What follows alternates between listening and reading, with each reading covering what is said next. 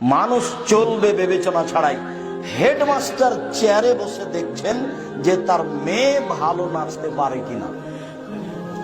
তো এই হেডমাস্টার যদি শিক্ষিত হন তাহলে মূর্খ মানুষকে, ইনিও যদি শিক্ষিত হন তাহলে মূর্খ মানুষকে আল্লাহ রাসূল কাকে মূর্খ বললেন?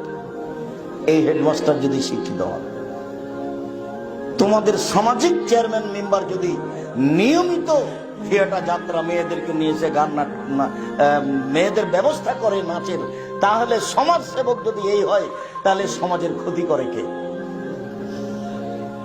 এই যদি সমাজ সেবক হয়, এই চেয়ারম্যান মেম্বারই যদি সমাজ সেবক হয় তাহলে সমাজের ক্ষতি করে কে?